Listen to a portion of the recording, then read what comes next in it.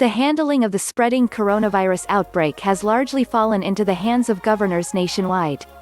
Some have taken drastic measures to slow the virus, from ordering their residents to stay home to fully shutting down primaries. Others, though, taken more time to make drastic measure, resisting them, in part, because of the impact they could have on their state's economy. Those that have been widely seen as the most successful are those with lengthy state and federal government experience, like Ohio's Mike DeWine, New York's Andrew Cuomo and Washington's Jay Inslee. Few governors, who ran for office to tackle their state's tough issues, ever considered a widespread nationwide pandemic would be possibly the biggest test of their careers.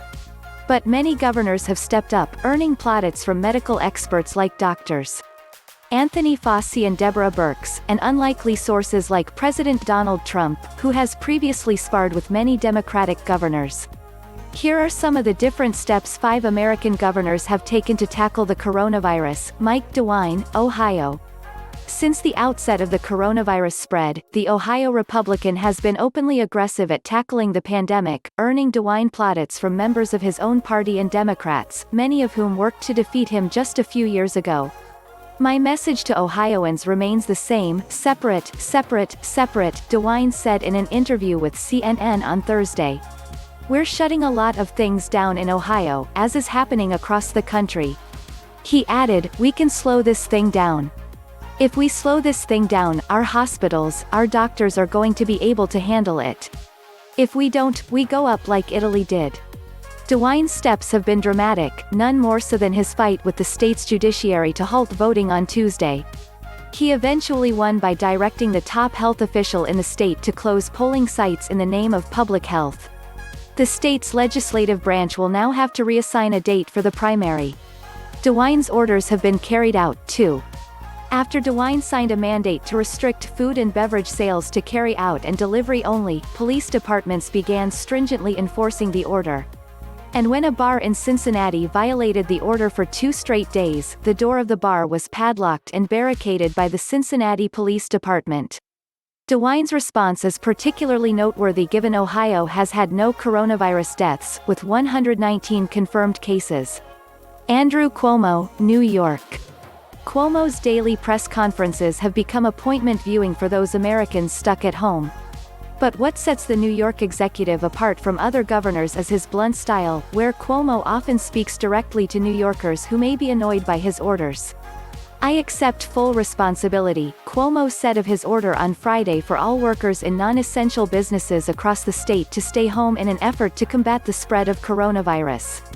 If someone is unhappy, if somebody wants to blame someone, or complain about someone, blame me. There is no one else who is responsible for this decision. Cuomo has slowly ratcheted up his urgency throughout the coronavirus spread and has also tried to bring his regional partners with him. After announcing his order on all non-essential workers to stay home, he put the onus on leaders in neighboring Connecticut and New Jersey to begin considering these policies, which, again, are very dramatic. And while Cuomo and Trump have sparred during the process, the Republican president has also lauded the Democratic governor. Jay Inslee, Washington. Inslee was the first governor to be confronted with coronavirus. His state has been hit with the most fatalities, with 74 people killed by coronavirus in Washington state, leading Inslee to sound the alarm on how the state's experience with community spread could happen across the country. Inslee, unlike other governors, has not ordered a shelter in place. But he has slowly built on the strictness of his orders over the last few weeks. COVID is expanding in our state, we're concerned about that and we're making decisions as best we can on a daily basis, Inslee said on Wednesday, adding that he would avoid trying to speculate on what the state may do. Much of Inslee's recent focus has been on getting medical professionals needed supplies, like gowns, masks and other necessities. It is becoming clear that our hospitals will be overwhelmed soon, Inslee said in a letter sent to Trump this week. As the number of available medical professionals decreases, we do not have the ability to handle the surge in new COVID-19 patients on our own. He added a dour note, we anticipate that our hospitals will be in crisis by the end of this month. Gavin Newsom, California. Newsom played his most powerful card on Thursday. The Democratic executive ordered the nearly 40 million residents of his state to stay home to prevent the spread of the deadly virus. The order went into effect at midnight on Thursday, forcing Californians to stay home unless their trips are required to procure food, prescriptions, health care products or to commute to jobs considered essential. "This is a moment where we need some straight talk," Newsom told reporters. "As individuals and as a community, we need to do more to meet this moment." The order is a major one for the most populous state in the nation and will significantly impact California's economy. But Newsom has argued the order is needed to slow the spread there, where more than 1,000 people have tested positive for coronavirus and 19 have died. The governor has also been dire about how the state could be impacted. "We project that roughly 56% of our state's population, 25.5 million people, will be infected with the virus over an 8-week period," Newsom says in a letter to President Trump. The directness and strictness also earned plaudits from an unlikely source, Trump, who in the past has used California as a punching bag. "I applaud them," he said of Newsom and New York's Cuomo.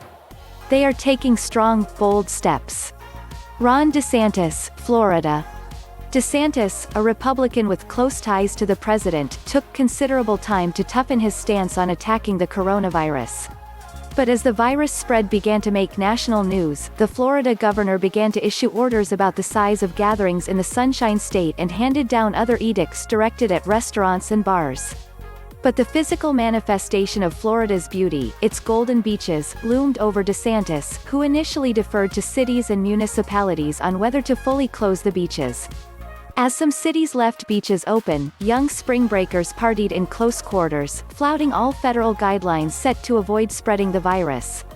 Those videos went viral, leading some to criticize the governor's response.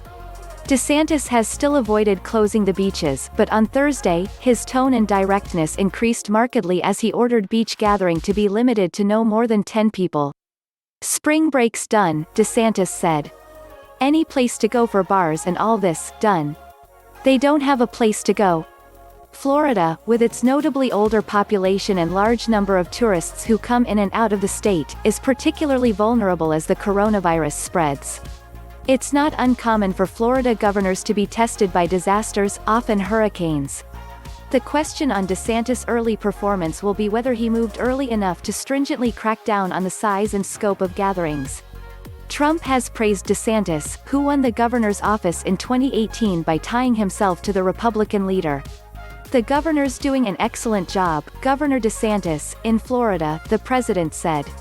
"We have some pretty hot spots in Florida too.